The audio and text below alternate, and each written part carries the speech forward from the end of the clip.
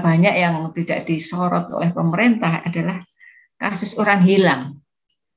Dalam artian kasus orang hilang ini ketika saya sosialisasi tentang bahaya trafficking ke desa-desa, itu mereka mesti lapor pada saya, suster, anak saya sudah sekian tahun tidak ada kabar berita. Ada yang 10 tahun, 14 tahun, itu usia SMP, SMA. Ada juga yang orang tua. Pemerintah itu juga bekerja sama, jangan saling menyalahkan ya, karena kadang-kadang antara Naker Trans, BP2MI, kemudian ada dinas terkait, kadang-kadang saling menyalahkan. Itu kan tanggung jawabmu. Nah, ini kadang-kadang ini yang saya jumpai di daerah seperti itu.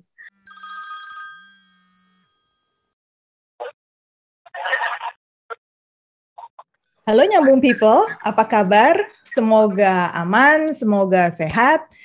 Udah nonton belum YouTube 2 minggu ini? Minggu lalu ada Romo Pascal yang mengurus para perantau dan pekerja migran Indonesia yang jadi korban pemberangkatan pekerja migran secara ilegal atau tanpa dokumen resmi. Dan minggu sebelumnya lagi ada Mbak Anis Hidayah, tokoh nasional yang sudah mendunia juga karena dedikasinya mengadvokasikan isu pekerja migran sampai ke Perserikatan Bangsa-Bangsa. Nah, hari ini kita masih akan bicara lebih dalam lagi supaya kita lebih nyambung soal pekerja migran Indonesia. Ini bahan omongan semua orang yang kita mesti tahu juga nih. Kenapa? Soalnya kan di mana-mana gampang lah ya cari informasi soal pemulihan COVID lah atau era digital lah apa, tapi jangan lupa kan kita perlu kenal juga saudara-saudara kita sendiri, manusia-manusia Indonesia ini, dan kita dengar langsung lah dari yang ada di lapangan. Nah, kamu perlu jumpa, perlu kenal sama tokoh masyarakat yang berkarya di Nusa Tenggara Timur, Suster Laurentina SDP atau Sister Divina Providencia. Nama panggilannya Suster Lauren. Selamat malam, Suster Laurentina. Selamat malam. Suster yang lemah lembut dan baik hati ini, tapi katanya ternyata enggak juga ya. Bisa keras juga. Nanti kita cerita soal itu. Beliau ini biarawati, perempuan kuat yang jelas, karena kegiatan-kegiatannya beliau ini hidup selibat di gereja Katolik dan kerap disebut sebagai suster kargo. Suster, apa kabar? Tuh suster di Kupang kan? Ya, saya di Kupang. Di Kupang. Kenapa disebut suster kargo, suster? Ya, sebetulnya saya disebut suster kargo itu awalnya saya juga agak risih gitu ya awalnya. Tapi terus terbiasa. Siapa sih yang pertama nyebut itu? Kayaknya ada satu media yang waktu itu pernah mewawancarai saya, terus ya karena waktu itu juga dia wawancara saya di kargo, karena hampir setiap minggu, setiap hari saya ada di kargo untuk menjemput para jenazah pekerja migran Indonesia, terutama yang asal NTT. Kargo bandara ya, suster, atau pelabuhan ya, juga? Pelabuhan menghantar. Oh, pelabuhan mengantar. Ya. Wah, berarti paham seluk-beluknya kargo, khususnya kargo jenazah ya, suster ya? Iya. Belum udah merinding saya, jadi bayanginnya sebenarnya ini perempuan kuat sungguh.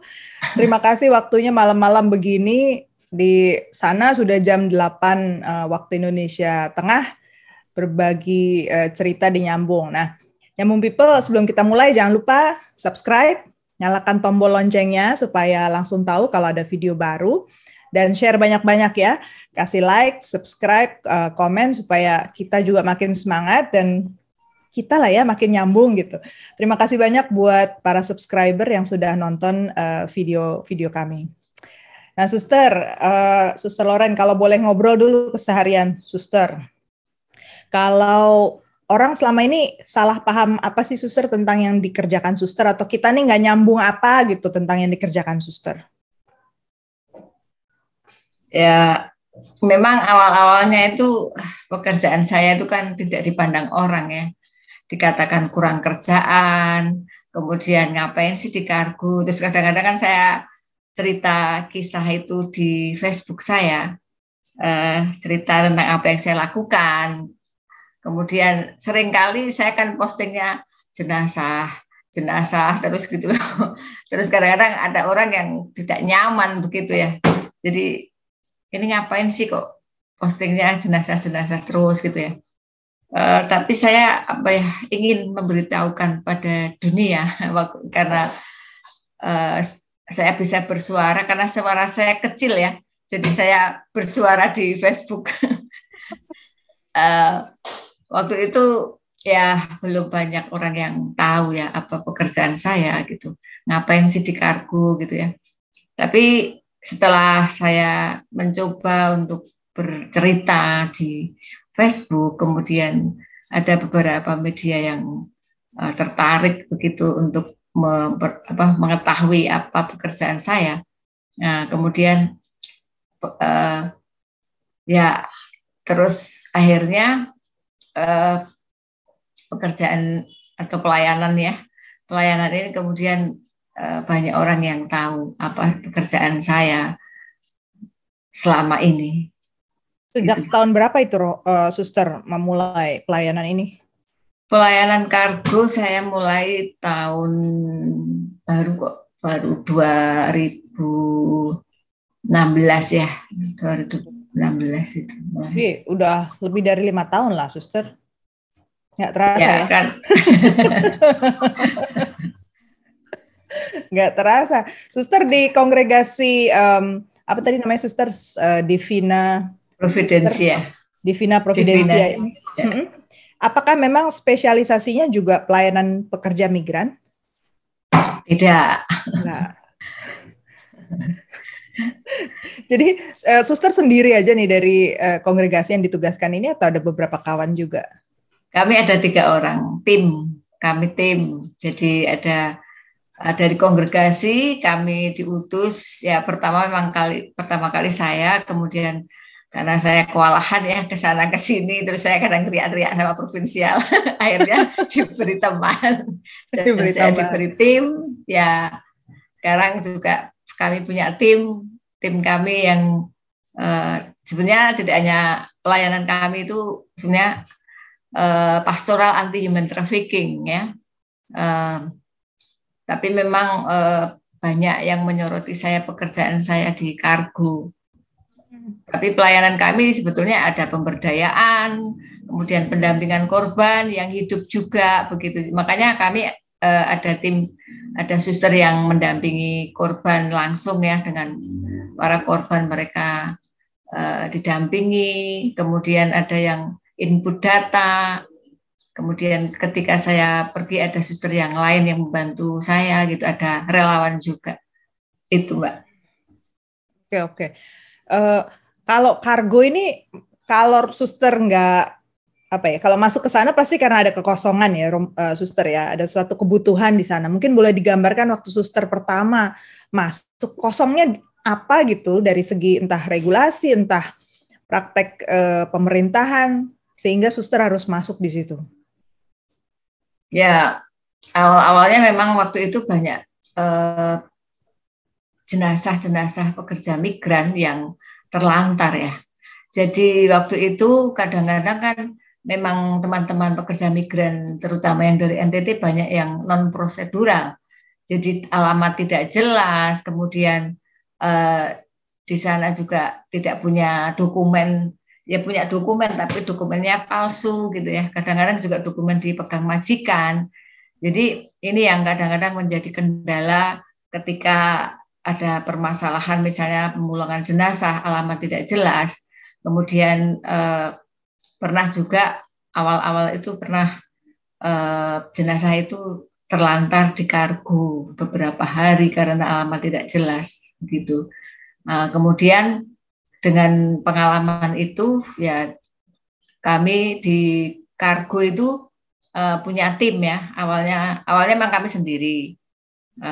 Kami aja tim, sekarang ada tim kargo itu teman-teman dari Kupang, itu ada juga dari pemerintah, dari BP2MI yang kami seringkali kerjasama, kemudian dari gereja Gemit ya, para pendeta, kemudian teman-teman Muslim juga ada, dan anak-anak muda yang membantu kami di kargo. Jadi kalau pas kami ke kargo itu kalau seperti saya biasanya saya mendampingi keluarga ya, keluarga yang berduka terutama ya. Kadang-kadang mereka ada yang pingsan, ada yang menangis ya, namanya kehilangan anggota keluarga, atau apalagi kalau itu menjadi apa namanya tulang punggung keluarga ya, mereka kan sampai shock gitu ya.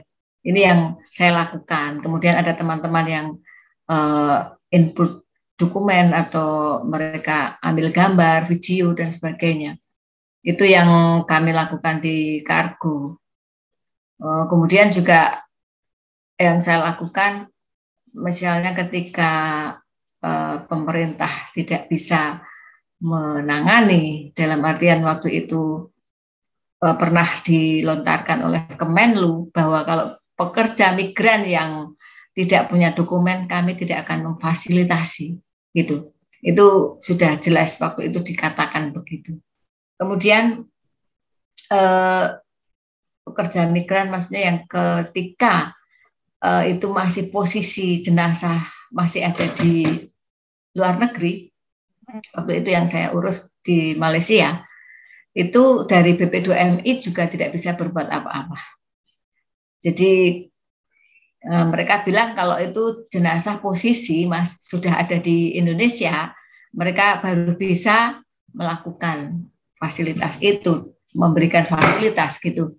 Tapi kalau masih posisi ada di luar negeri, itu mereka tidak bisa gitu ya. Jadi kadang-kadang saya diminta keluarga ya, waktu itu diminta keluarga, dan keluarga menghendaki bahwa almarhum itu bisa pulang ke kampung halamannya. Kemudian ya waktu itu ya saya mencoba apa sih yang bisa saya buat gitu ya. Saya memang dengan teman-teman mencoba mengetuk hati para donatur. Dan beberapa kali memang saya memulangkan jenazah yang memang tidak ada yang bertanggung jawab waktu itu, dalam artian memang ya selama ini pemulangan jenazah untuk biaya transfer dari Malaysia ke Indonesia, terutama ke Kupang, itu memang mereka dari keluarga ya, dari keluarga, dan biayanya dari keluarga dan juga komunitas Flobamora yang ada di tempat perantauan itu. Tapi kalau waktu itu kasus yang waktu itu ada bunuh diri, kemudian jenazah itu sudah ada di rumah sakit dan tidak ada yang bertanggung jawab. Nah, kemudian saya diminta keluarga untuk bagaimana caranya jenazah itu dipulangkan. Nah, ini yang saya waktu itu minta pemerintah juga nggak bisa. Ya, akhirnya ya sudah kami dengan jaringan gereja itu yang bisa kami lakukan, dan akhirnya ya kami bisa mengupayakan itu Mbak. Jadi ada kosong juga ya suster ya, Kementerian Luar Negeri itu hanya bisa mengurus yang prosedural resmi, yang resmi, berangkat dengan dokumen lengkap. Kalau BP2MI hanya bisa fasilitasi pergerakan ketika sudah di Indonesia ya. Berarti besar juga ya suster ya, kalau mengurus kargo itu biayanya cukup mahal suster. Ya waktu itu sebelum COVID ya, saya pernah memulangkan itu sekitar 25-26 juta. Oh besar juga ya, satu orang ya. Iya. Oke. 1 minggu sekarang kalau suster bandingkan antara sebelum COVID sama pas COVID, jumlah jenazah yang suster urus gimana? Tetap sama aja atau lebih banyak atau gimana? Sama saja, karena soal pelayanan kargo ini kan atau pelayanan kemanusiaan kan tidak bisa di lockdown ya. Jadi korban atau ini sudah ada di depan mata. Ya mau nggak mau kita tetap melayani. Waktu itu pas gencar-gencarnya COVID, dan waktu itu memang banyak pesawat-pesawat yang tidak jalan ya, maksudnya tidak boleh benar-benar di lockdown waktu itu, tapi untuk kargo tetap ada gitu loh. Jadi jenazah tetap ada waktu itu, saya di kargo dengan pakai APD dengan lengkap itu dan panas sekali di Kupangnya, tapi tetap melayani gitu loh, melayani mereka yang membutuhkan begitu, meskipun suasana COVID gitu ya. Iya, Ya, iya. itulah Sama yang ya. kami lakukan. Suster, 1 minggu kira-kira berapa kali suster harus ngurus kargo? Ya, memang tidak bisa diprediksi ya. Kadang-kadang memang bisa 1 minggu bisa 10. Wih, banyak Kadang-kadang juga. 1 hari pernah menerima 3 jenazah. Oh, oke, oke. Kadang 1, kadang 2, 3, paling banyak 3. Kenapa saya tanya ini? Karena di media massa kan nggak semua terungkap ya, berapa jumlah orang yang secara total mungkin akumulasi bisa kita bilang sepanjang tahun ini ada berapa orang gitu. Berarti suster sebenarnya lebih punya data ya, suster? Kalau data jenazah punya Data lengkap. jenazah. Tapi kalau data pekerja migran yang hidup mungkin Tuhan Allah yang tahu. Tuhan Allah yang tahu. Nah ini suster, suster itu ditempatkan di NTT. Nah udah sejak kapan suster di NTT? Kalau saya sih sebetulnya di NTT sendiri sejak tahun 2004. Tapi Oke. waktu itu pindah, terus pindah datang lagi karena waktu itu lanjut studi, kemudian juga ada persiapan kalau kekal gitu ya. Oke. Suster, kalau kita boleh cerita soal NTT ya, Suster, secara khususnya, kan banyak sekali kasus soal pekerja migran yang berangkat dan mengalami masalah karena dokumennya tidak lengkap itu dari NTT. Mungkin orang selama ini kurang paham juga medannya NTT itu seperti apa, sehingga orang berani gitu berangkat, bahkan ada yang disebut migrasi kultural juga di NTT. Suster boleh cerita mungkin NTT itu seperti apa? NTT itu indah. Setuju, bagus. Indah sekali. Saya udah pernah. Bagus Makanya ya, saya suster. sampai betah dan kerasan di NTT dan saya sangat mencintai NTT. Ya kalau alamnya indah ya indah, tapi ya tidak semuanya indah. Terutama sebetulnya terutama orang-orang yang mengapa mereka meninggalkan uh, provinsi yang terindah menurut saya ini, mereka memang yang pergi merantau, mereka berasal dari daerah-daerah pedalaman pelosok gitu ya, yang infrastrukturnya jelek, kemudian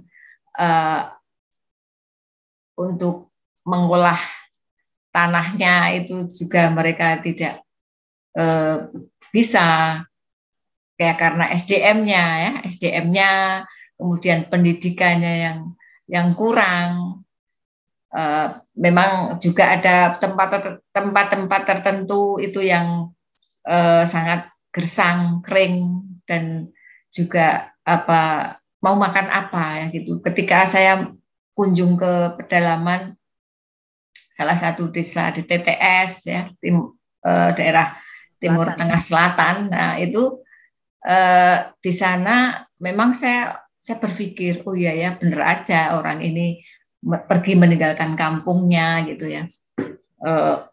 Karena mereka kan juga untuk mengolah tanah atau itu menunggu hujan turun. Dan hujan turun di NTT itu tidak seperti di Jawa lama gitu ya. Di sini tuh sebetulnya hujan tuh hanya 3 bulan, praktis 3 bulan. Habis itu musim panas, kering gitu ya. Itu yang kemudian juga yang orang-orang yang merantau di sana memang seperti misalnya mereka mau bersekolah kan harus membutuhkan uang cash ya, uang cash. Jadi para petani di pedalaman kan mereka penghasilannya dari hasil kebun, jadi tidak bisa diandalkan begitu. Mungkin juga pengelolaannya, keuangan ya, kemudian budaya pestanya di sini sangat tinggi. Jadi seringkali mungkin kumpul keluarga, kemudian kurang misalnya kekurangan ekonominya kurang begitu, mereka harus kumpul keluarga misalnya mau ada yang menikah, mereka harus iuran kayak gitu, dan di sini sering ya jadi orang di sana banyak tidak bisa memanage perekonomian, banyak yang seperti itu. Suster, kita lihat peta ya, teman-teman di sini mungkin nggak semua tahu bahwa NTT itu banyak pulaunya. Yeah. Jadi ngurus yang suster urus itu betul-betul bukan hal yang sederhana, karena mahalnya tadi yang kita sebut itu angkanya ya karena bisa naik pesawat ya, habis dari kargo nyambung naik pesawat lagi ya suster ya. Iya. Yeah. Ini yang tadi suster cerita Timur Tengah Selatan. Itu saya udah pernah ke sana suster, emang bagus banget sih. Langitnya ya kan sampai biru, banyak sapinya. Di Soe saya pernah sampai Soe suster. Bagus sekali, tapi ya ada yang di Ruteng, ada yang di Bajawa, Ende, Solor ya. Alor itu luas sekali. Lewo-Leba saya juga pernah suster sana di Lembata melihat. Nah, suster gimana karyanya keliling-keliling sini juga seluruh NTT? Iya, hampir pulau-pulau ini saya singgahi. Hampir semua ya. Karena Kupang itu menjadi pintu gerbang NTT ya, Mbak. Jadi untuk jenazah-jenazah itu mereka pasti akan lewat Kupang. Dan beberapa kali saya ke Lembata ngantar jenazah, kemudian ke Sabu, ke Rote, itu ngantar korban hidup juga, kemudian ya di sini memang provinsi kepulauan ya. Jadi kalau tidak naik kapal ya pesawat gitu. Suster, sebenarnya yang menarik juga itu soal modusnya ya suster ya. Modus orang merekrut orang-orang NTT untuk bekerja ke luar negeri tanpa dokumen yang lengkap gitu ya. Saya baca tuh ada kasus anak-anak yang diculik, atau udah ada di Kupang gitu. Terus uang sirih pinang, mungkin suster bisa cerita gimana sih anak-anak miskin tadi kalau kita ceritakan kebudayaan orang orang NTT, mungkin orang-orang tuanya ya, tapi jadi korban juga anak-anak mudanya ini ya. Bisa suster cerita? Ya, memang banyak juga sih anak-anak yang menjadi korban trafficking. Jadi para calo-calo itu kan mereka awal sebelum media sosial terlalu ini banget, mereka para perekrut itu kan datang ke desa-desa mencari tenaga kerja. Kadang-kadang juga anak-anak rentan yang putus sekolah, kemudian anak-anak yang setelah sekolah juga mereka kan kebingungan mau kerja di mana. Memang lapangan pekerjaan di sini kan tidak terlalu banyak. Kalau di Jawa kan banyak pabrik-pabrik kayak gitu ya. Sekarang ya baru bermunculan hotel-hotel, tapi kan tetap harus punya skill ya. Tapi anak-anak yang mereka rekrut itu memang ditipu banyak yang ditipu, diiming-imingi kalau kerja di sana enak, gajinya besar, kemudian pekerjaannya juga ringan begitu. Kemudian juga mungkin banyak yang tidak disorot oleh pemerintah adalah kasus orang hilang. Dalam artian kasus orang hilang ini ketika saya sosialisasi tentang bahaya trafficking ke desa-desa, itu mereka mesti lapor pada saya, suster, anak saya sudah sekian tahun tidak ada kabar berita.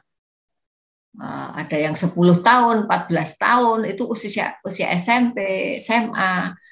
Ada juga yang orang tua gitu ya. Kemudian saya biasanya ini minta foto terakhir, kemudian nama orang tua, alamat lengkap, kemudian karena mereka tidak tahu di Malaysia di mana, karena bilangnya para perekrut itu mau bawa ke Kupang gitu. Terus sampai saat ini tidak ada kabar berita. Ini yang sebetulnya banyak kasus orang hilang. Kami memberi nama orang hilang karena sampai saat ini tidak ada kabar berita. Itu yang terjadi ya. Ya kalau dikatakan penculikan ya waktu itu memang mereka izin orang tua, ada yang izin orang tua gitu ya. Kalau memang benar apa yang dikatakan orang-orang bahwa apa namanya untuk apa namanya orang tua yang sudah dikasih uang, istilahnya uang ganti ya, uang siripinang begitu istilahnya, siripinang waktu itu orang tua sudah tidak bisa berbuat apa-apa gitu. Mereka mau lapor juga takut gitu ya. Makanya kadang-kadang ada yang sudah sekian tahun mereka ya diam-diam saja gitu loh, nggak lapor, nggak apa gitu. Ketika saya sosialisasi baru mereka lapor di beberapa tempat itu saya temukan. Jadi kalau kita bicara era digital, tadi Suster sudah sempat nyinggung sedikit, efeknya apa ke anak-anak di NTT, Suster, atau ke orang-orang di NTT? Ada bedanya nggak kalau menurut pengamatan Suster? Ya kalau era digital ini, kalau yang sekarang para calo-calo itu atau mafia-mafia itu mereka sekarang lewat media sosial. Jadi beberapa korban yang saya temui, mereka misalnya saya tanya, kamu kenal ini dari mana? Dari Facebook. Mereka menawarkan pekerjaan itu di Facebook. Dan saya kadang-kadang kenapa percaya kayak gitu tuh ya. Itu yang kadang-kadang tidak habis pikir. Karena belum pernah lihat orangnya. Kemudian ada yang sampai di modusnya kan dipacari dulu itu anak. Dipacari dulu, kemudian dikasih HP, dikasih ini itu, kemudian macam hutang budi begitu ya, hutang budi, kemudian dia apa ketika perekrut itu menawari kamu ke Jakarta misalnya, terus dia sudah dibelikan tiket. Ya akhir-akhir ini era digital ini korban selalu sudah dibelikan tiket oleh perekrut itu, jadi tidak ditampung lagi kayak yang dulu-dulu, tapi langsung dibelikan tiket terus jaringannya itu gitu ya. Ya jaringannya itu yang menuntun mereka ngantar ke bandara, tahu-tahu ada laporan misalnya dicekal di Batam atau dicekal di Medan ya, yang kayak kemarin yang mungkin periode yang lalu Romo Pascal cerita loh bagaimana beliau juga menerima korban-korban dari NTT yang dicekal atau mereka yang sudah tak berdaya gitu ya. Ya, kami selalu berjejaring dengan kami juga punya jaringan juga ya, jaringan yang untuk memberantas mafia perdagangan manusia ini. Tapi ya semampu kami ya untuk berjejaring itu. Jadi kalau boleh Suster punya pesan apa mungkin untuk pemerintah pusat, juga buat para aktivis di sini juga nyambung people yang sering tune in ke kita ini juga termasuk ada wartawan, ada aktivis, ada diplomat juga ada. Jadi mungkin Suster boleh share gitu ya. Kalau menurut Suster baiknya bagaimana ke depannya ini? Ya kalau kayak saya bukan politisi tapi paling nggak punya harapan ya, harapan dengan pemerintah yang harus hadir yang benar-benar slogan dari BP2MI melindungi para pekerja migran dari ujung kaki sampai ujung rambut itu benar-benar dilaksanakan, tidak hanya sebagai slogan saja, tapi bagaimana benar-benar dilaksanakan dan tidak hanya saat mereka membutuhkan saja, tapi saat dia berjuang ya ketika dia ada masalah, karena yang saya layani itu justru yang bermasalah begitu ya. Banyak teman-teman yang bermasalah begitu. Kemudian juga saya menghimbau lagi, mengharapkan bahwa pemerintah itu juga bekerja sama, jangan saling menyalahkan ya, karena kadang-kadang antara Nakertrans, BP2MI, kemudian ada dinas terkait kadang-kadang saling menyalahkan. Itu kan tanggung jawabmu. Nah, ini kadang-kadang ini yang saya jumpai di daerah seperti itu. Kemudian juga banyak sih gugus tugas dibentuk, tetapi pekerjaannya kadang-kadang saya bingung seperti apa gitu ya. Kadang-kadang hanya awal-awal, kadang-kadang banyak pembekalan untuk gugus tugas, tapi ketika di lapangan kadang-kadang bilang tidak ada anggaran lah, inilah gitu. Itu yang kami alami, dan makanya saya berharap bahwa pemerintah juga konsisten dengan apa yang dilakukan ya, dapat bekerja sama, kemudian juga tidak saling menyalahkan antara instansi satu dengan instansi lain untuk ini pekerja migran ya. Mungkin Menteri Pemberdayaan ya, itu yang juga harus getol untuk bagaimana supaya orang-orang di kampung-kampung itu diperhatikan. Tidak hanya program atau proyek pelatihan selesai. Ini yang kadang-kadang membuat masyarakat di desa-desa itu memang dikasih pelatihan kalian, tapi setelah itu dibiarkan gitu ya. Terus kadang-kadang karena saya ketika ketemu teman-teman di desa-desa misalnya pelatihan, saya bosen suster pelatihan terus tapi tidak ada ininya gitu ya, kelanjutannya atau apa begitu. Nah ini karena proyek ya jadinya itulah yang saya amati. Ya suster, jadi kata kunci yang saya tangkap dari yang dikerjakan oleh suster dan teman-teman relawan di sana itu sebenarnya masyarakat butuh didampingi dan butuh dilayani ya suster ya. Yeah. Jadi bukan dituturi atau beri pelatihan-pelatihan, tapi justru didampingi karena para perekrut ini hadir setiap hari, beredar di antara mereka gitu ya suster ya. Dan mereka tahulah kelemahan masyarakat di NTT. Itu yang saya kira kita nyambung people, kita udah bicara nih soal NTT. Jangan lupa kalau butuh lagi pendapat yang lebih real dari lapangan soal pekerja migran, stay tune aja di Nyambung. Kamu bisa kenalan dengan lebih banyak lagi tokoh-tokoh seperti Suster Laurentina yang serius bener deh ngurusin kayak gini-gini ya. Ditunggu aja, sampai ketemu di episode berikutnya. Terima kasih Suster Laurentina. Terima kasih, selamat malam. Selamat malam.